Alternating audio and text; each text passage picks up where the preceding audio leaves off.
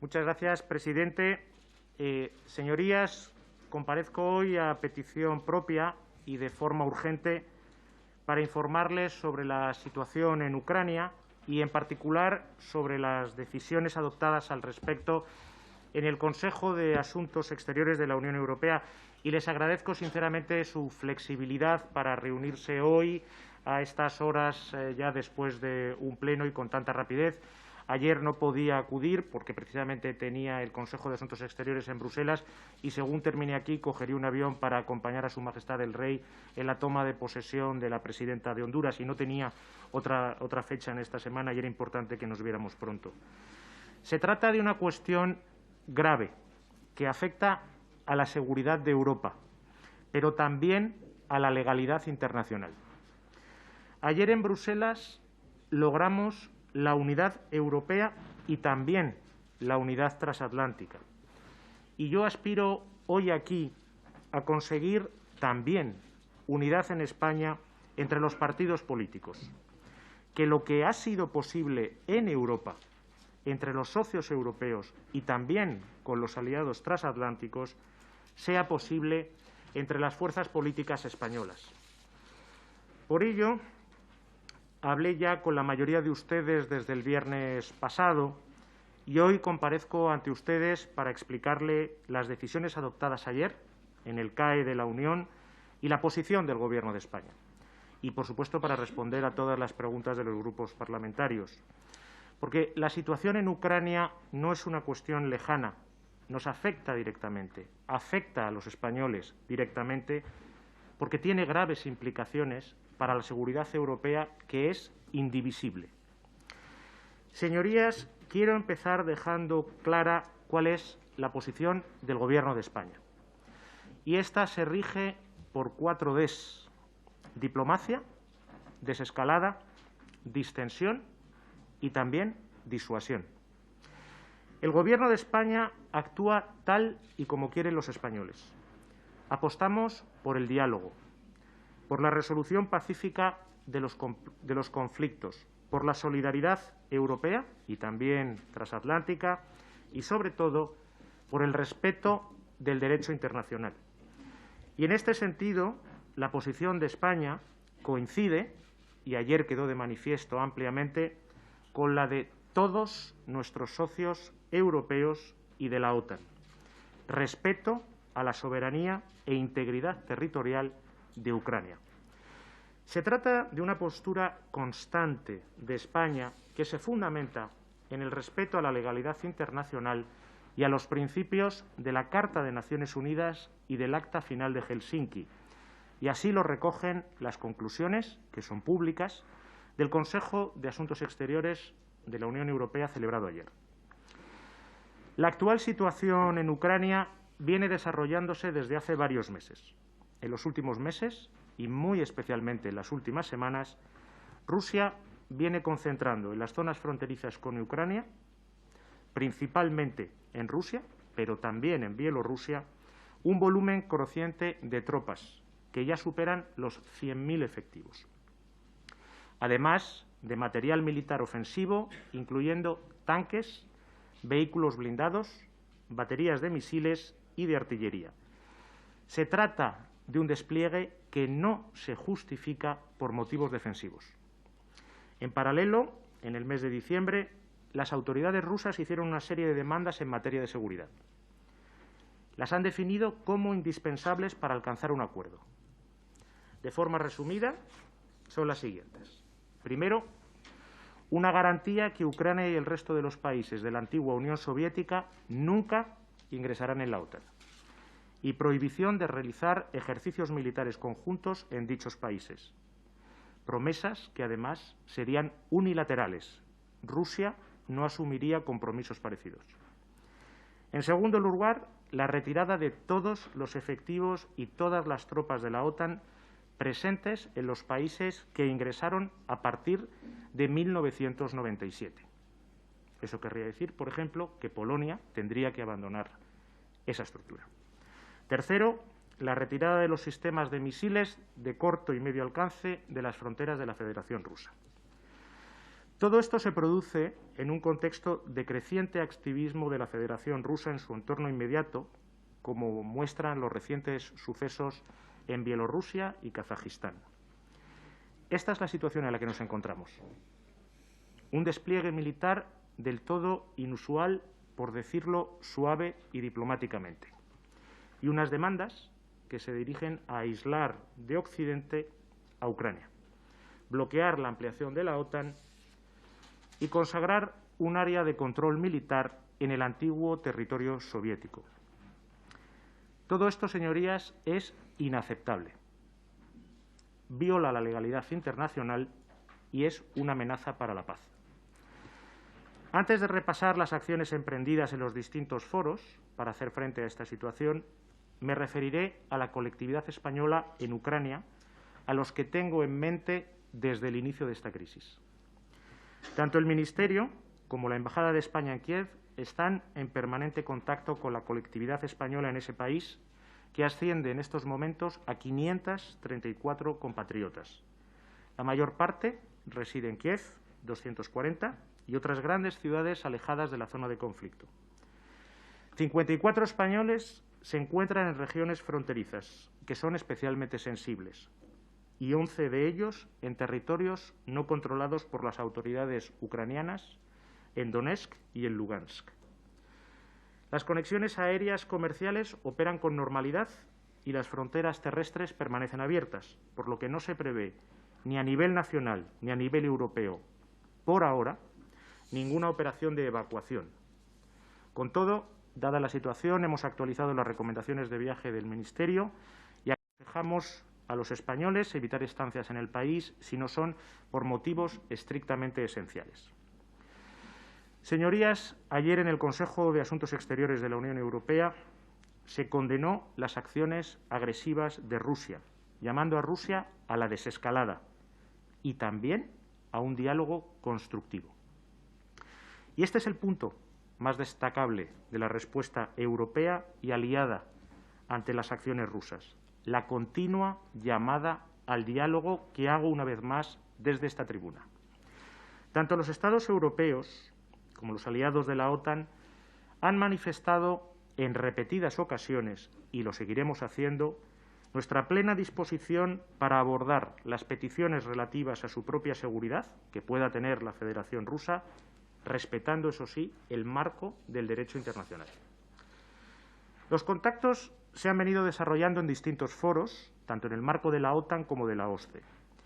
La existencia de un diálogo franco y el hecho de que continúe es una buena noticia en sí misma.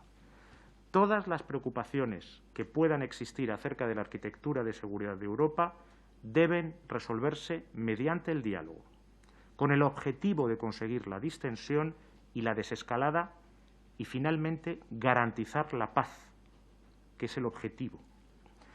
Hace unos días, la secretaria de Estado de Asuntos Exteriores y Globales participó con ese espíritu y en nombre de España en la primera reunión del Consejo OTAN-Rusia tras 2 años de parálisis del mismo. La Federación Rusa, sin embargo, ha expresado su deseo de abordar estas cuestiones preferentemente con los Estados Unidos. Y este ha sido hasta ahora el formato principal en el que se han desarrollado sus reuniones. El Gobierno estadounidense ha mantenido a los aliados informados del avance en las negociaciones.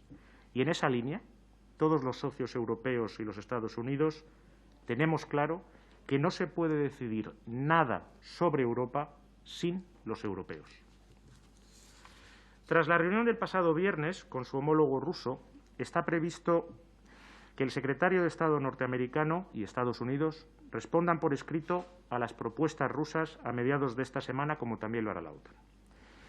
La impresión es que las autoridades rusas desean mantener por el momento abiertos los cauces de diálogo, de lo cual nos felicitamos, aunque no ha habido avances concretos respecto a la pasada semana.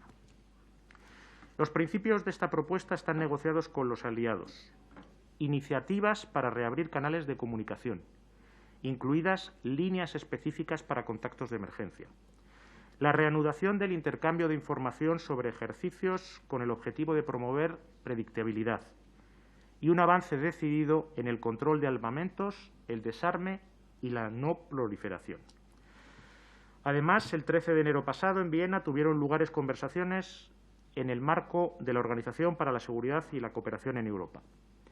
Como saben, la OSCE tiene sus orígenes en el Acta Final de Helsinki de 1975. En un contexto de Guerra Fría, 35 estados de ambos lados del telón de acero, firmamos un documento que a día de hoy reconoce los principios básicos como la igualdad soberana. Por eso creo que si eso fue posible entonces, en un contexto tan complejo, la OSCE, de la que Rusia es parte, puede jugar un papel relevante en la salida de esta crisis. Durante la última reunión ministerial de la OSCE, que se celebró en Estocolmo en diciembre pasado, yo mismo traté esta cuestión con el ministro de Asuntos Exteriores ruso, Lavrov, en mi encuentro bilateral con él, y le expuse la necesidad de revitalizar esta organización como marco que nos permita abordar las cuestiones de seguridad en Europa. En particular, considero que sería muy útil recuperar de un modo u otro dos de los grandes hitos de la seguridad europea que construimos tras la Guerra Fría: el Tratado de Cielos Abiertos y el Tratado sobre las Fuerzas Armadas Convencionales en Europa, ambos de 1992. Como les decía, debemos hablar de todas las preocupaciones que puedan existir en relación con la arquitectura de seguridad de Europa. Sin embargo, señorías, igual que les digo eso, les haré también unas acotaciones y unas líneas rojas en algunos elementos básicos de estas conversaciones. En primer lugar, el diálogo solo puede partir de la base de que Ucrania es un Estado soberano, con plena independencia política, con derecho a mantener su integridad territorial, un derecho que Rusia viene vulnerando desde 2014. Los ciudadanos ucranianos tienen derecho a elegir un gobierno que determine libremente su política exterior y su política de seguridad. Esto significa que puedan decidir libremente si se adhieren o no a algún tipo de organización internacional, también en el ámbito de la defensa. En segundo lugar, al menos dos de las tres condiciones rusas son contrarias al derecho internacional, que se basa en el principio de igualdad soberana de los Estados. El primer principio que recoge la Carta de Naciones Unidas en su artículo 2. Por ello, esto no puede ser la base de una negociación de buena fe. Rusia no puede pretender que aceptemos una limitación de la soberanía de los Estados de Europa Central y Oriental. No lo contempla el derecho internacional y tampoco lo aceptarían los gobiernos y ciudadanos de esos Estados. El orden internacional basado en esferas de influencia es cosa del pasado, de un pasado que no queremos repetir. Y así lo recordamos ayer los ministros de Asuntos Exteriores de la Unión Europea, afirmando literalmente, y está en las conclusiones del Consejo, que las esferas de influencia están fuera de lugar en el siglo XXI. En tercer lugar, no se negocia bajo la amenaza. Los Estados deben de abstenerse de recurrir a la amenaza o al uso de la fuerza contra la integridad territorial o la independencia política de cualquier Estado. No lo digo yo solo, lo dice la Carta de Naciones Unidas. Lo cierto es que es difícil interpretar los movimientos de tropas rusas de las últimas semanas como otra cosa que un medio de presión sobre Ucrania, sobre Europa y sobre la relación transatlántica. El Consejo reafirmó ayer su apoyo a Ucrania, incluyendo contrarrestar ciberataques especialmente importantes, dado que el país ha sufrido uno muy recientemente. También reafirmamos nuestro apoyo al programa de reformas contenido en la declaración de la 23ª Cumbre Ucrania-Unión Europea. Y la presidenta de la Comisión Europea anunció ayer una serie de medidas, incluyendo un paquete de macroasistencia financiera por valor de 1.200 millones de euros, un aumento del 100% de la ayuda bilateral este año y el inicio del diseño de un plan de inversiones por valor de 6.000 millones de euros, una muestra más del apoyo de Europa a Ucrania. He mencionado anteriormente la necesidad de continuar un diálogo que acabe llevando a la distensión y a la desescalada, distinguiendo las exigencias contrarias a la legalidad internacional y las peticiones que reflejen propuestas legítimas del Gobierno ruso. En cualquier caso, y aquí quiero ser especialmente claro, los aliados de la OTAN y los Estados miembros de la Unión Europea estamos completamente unidos ante esta situación de tensión. Estamos unidos, en primer lugar, en el diálogo, en que esa debe ser la vía de la resolución de este conflicto. Todos, sin excepción, queremos que esta situación se normalice mediante el diálogo. Este es el escenario en el que nos encontramos y no queremos contribuir a la escalada militar ni dar excusas a otros para que aumenten su agresividad. Por eso es importante que todos seamos muy cautos estos días y que no demos la impresión de que damos por sentada una escalada militar que precisamente lo que queremos es evitar. Si esta se produce, sería fruto de una decisión que no tomaremos ni los Estados europeos ni los aliados de la OTAN. Señorías, quiero ser muy claro de nuevo. El diálogo es la vía para salir de esta situación. Pero, sin embargo, también quiero ser muy claro. Existe una situación sobre el terreno de la que no podemos desentendernos con un importantísimo despliegue militar. Ante esta situación, el diálogo debe ir acompañado de disuasión. El objetivo de la disuasión es hacer saber a la otra parte que un determinado comportamiento tendrá un coste masivo, de manera que tenga incentivos para abstenerse de su acción. Precisamente para evitar la escalada, es importante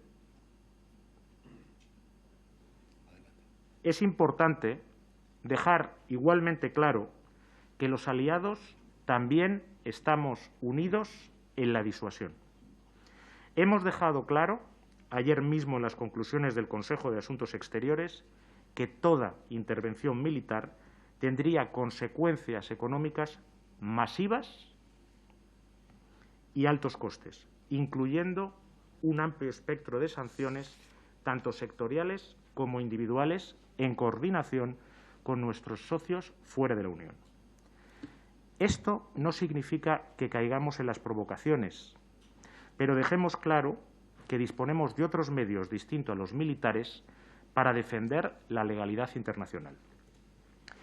Con este objetivo en mente, debemos ser muy claros, y esa es la voz que yo espero que salga, todos unidos, de esta comisión hoy.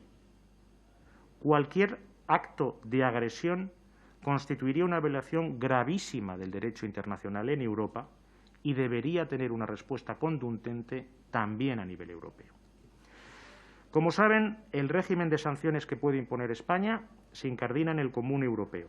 No entraré en detalles sobre su contenido debido a la necesaria confidencialidad y a la conveniencia de mantener la incertidumbre como elemento de disuasión, pero sí puedo asegurarles que será un paquete masivo, contundente y muy creíble. Esto es lo que abordamos ayer en la reunión de los ministros de Asuntos Exteriores de la Unión Europea en Bruselas. Actuaremos de forma coordinada con nuestros socios europeos, adelantándonos además al posible impacto que las medidas de retorsión rusa puedan tener sobre el comercio exterior y otros intereses económicos nacionales. Esto implica que posiblemente, si tuviéramos que utilizar estas medidas, serán necesarias medidas compensatorias por parte de la Comisión Europea. A partir de aquí, los siguientes pasos dependen de las decisiones que tome Moscú. No es una situación que nosotros hayamos buscado, pero sí es la situación a la que tenemos que hacer frente. España es un socio plenamente comprometido con sus obligaciones y con sus compromisos. Lo dejamos ya claro durante la evacuación de Afganistán. Nuestras Fuerzas Armadas ejercen una labor excepcional en el extranjero y para mí es un honor el reconocimiento y agradecimiento que mis homólogos me expresan por su profesionalidad y por su compromiso cuando viajo al extranjero. En diciembre pude constatar en persona esta excelencia cuando tuve ocasión de visitar a nuestras tropas en la misión de presencia avanzada y reforzada de la OTAN en Letonia, aprovechando la reunión de ministros de Asuntos Exteriores de la OTAN en Riga, a la que acudí. Estos días, el Ministerio de Defensa está completando el despliegue de nuestros efectivos en el exterior, con respeto absoluto a las autorizaciones parlamentarias que prevé la Ley Orgánica de Defensa Nacional. Paso a detallarles este despliegue que, como comprobarán, era el que ya estaba previsto, más allá de algún adelanto puntual. Como estaba previsto, el Ejército de Tierra mantendrá su despliegue permanente en Letonia en el marco de la Enhanced Forward Presence, con un total de 350 efectivos. La Brigada Guzmán el Bueno relevó a la Brigada Extremadura el 14 de enero y se quedará en Letonia durante 6 meses. A partir del mes que viene, participaremos en una nueva misión dentro del ámbito de las misiones permanentes de Policía Aérea en el Mar Negro hasta finales de marzo. Esta vez, a partir de bases en Bulgaria. Y en primavera realizaremos, como es habitual, un nuevo despliegue aéreo en Lituania entre abril y julio. El año pasado, como saben, fue en Rumanía. Por otra parte, como es habitual también, participamos en las agrupaciones navales permanentes de la OTAN. En este marco, como estaba previsto, desde el 12 de enero el buque de acción marítima Meteoro está integrado como buque de mando en el Grupo Permanente de Medidas contra Minas número 2 de la OTAN, en el que permanecerá los próximos 6 meses. A petición de la OTAN, el Gobierno ha adelantado la salida de la fragata Blas de Lezo, que zarpó el sábado del Ferrol para incorporarse en el Grupo Marítimo Permanente número 2 hasta el 30 de junio. Este despliegue se produce íntegramente en territorio de la OTAN y aguas internacionales y no se extiende a Ucrania, que no es Estado miembro de la Alianza, como saben. Pero sí envía un mensaje claro de firmeza en defensa de la legalidad internacional y rechazando todas las intimidaciones.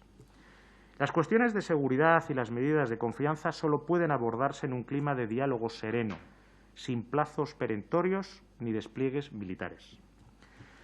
Señorías, lo diré también muy claramente, estas decisiones son la consecuencia de nuestro compromiso con la seguridad europea, que es nuestra propia seguridad. Porque la seguridad de Europa es indivisible y también son consecuencia de nuestra solidaridad con nuestros socios. España siempre acude cuando se la necesita. Nuestra acción se fundamenta en la defensa de la legalidad internacional y los compromisos adquiridos en el marco de la Unión Europea y de la OTAN. Lo hacemos en nuestra condición también de socio europeo solidario y comprometido. Varios Estados europeos comparten frontera con la Federación Rusa, que, les recuerdo, son también las fronteras externas de la Unión, nuestras fronteras externas, y tienen legítimas preocupaciones sobre su seguridad, especialmente a la vista de los últimos acontecimientos. Tienen que saber que pueden contar con el apoyo de España y que actuaremos de manera decidida en virtud de los lazos estrechos que unen a todos los Estados miembros en el seno de nuestro proyecto de integración. Nuestra seguridad y la suya están indisolublemente unidas. Nuestras tropas están desplegadas en Letonia, al igual, por ejemplo, que tropas estonias están desplegadas en el Sahel combatiendo el yihadismo. También eso es la solidaridad europea. Es este compromiso de apoyo mutuo el que debe de servir de base a la progresiva construcción de una defensa europea. He mencionado anteriormente que los europeos no participaban en las conversaciones por expresa petición del Gobierno ruso. Los Estados Unidos se han coordinado de forma estrecha con todos los socios europeos. Y ayer mismo el secretario de Estado norteamericano Blinken participó junto a todos los ministros de Asuntos Exteriores de la Unión en el Consejo de Asuntos Exteriores. Como saben, la semana pasada tuve un encuentro bilateral en el Departamento de Estado con mi homólogo norteamericano, donde repasamos juntos la situación en Ucrania y la respuesta que los aliados debíamos dar. Pero esta situación pone de manifiesto una carencia. si queremos que Europa sea tomada en serio como un actor en las relaciones internacionales, tenemos que darnos los medios necesarios para ello. Tenemos que seguir profundizando en la política exterior y de seguridad común, incluida la política común de seguridad y defensa. En los últimos años hemos dado pasos importantes, con la activación de la cooperación permanente estructurada y la puesta en marcha y fortalecimiento del Fondo de Defensa Europeo. La presidencia francesa del Consejo de la Unión Europea ha hecho de este asunto una de sus prioridades y España apoya de forma decidida estos esfuerzos. El objetivo es ser capaces de actuar de forma autónoma en zonas donde nuestros intereses se ven directamente afectados, especialmente cuando no formen parte de las prioridades más directas de nuestros aliados. Debemos de ser capaces de actuar de forma coordinada siempre que sea posible, pero también de forma autónoma cuando sea necesario. Pero eso no basta. Tenemos que ser conscientes de que la Unión no puede tener un peso estratégico acorde con su peso económico y demográfico si no tenemos un pensamiento estratégico europeo. Y esto supone que, además de compartir nuestros valores, tenemos que identificar conjuntamente nuestros intereses. Desde hace meses, el alto representante, el español Josep Borrell, está trabajando en un documento conocido como la Brújula Estratégica, y España participa activamente en ese ejercicio, que identificará las principales amenazas a las que nos enfrentamos y nuestras prioridades regionales. También recogerá las misiones que la Unión Europea quiere asumir en el ámbito de la defensa y las decisiones que los Estados miembros debemos tomar para ello. Es un paso indispensable que debe ser seguido por acciones concretas que pongan de manifiesto y refuercen la solidaridad de los socios también en materia de defensa. Nuestro despliegue en los Estados bálticos y en el Mar Negro se inscriben en esta lógica.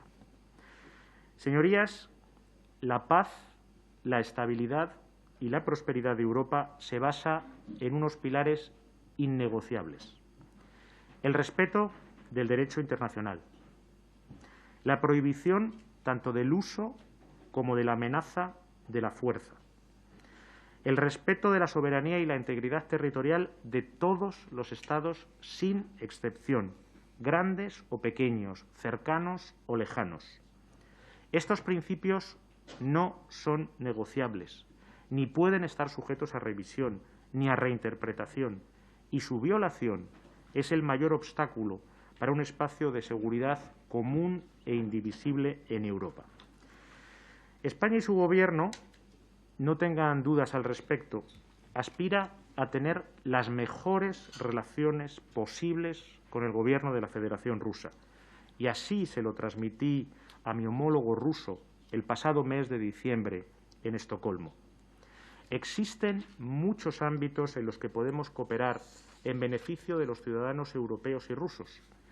Sin embargo, también debe quedar claro que España actuará siempre con firmeza en defensa de la legalidad internacional, de la soberanía e integridad territorial de los Estados y en apoyo y estrecha coordinación con sus socios europeos y sus aliados.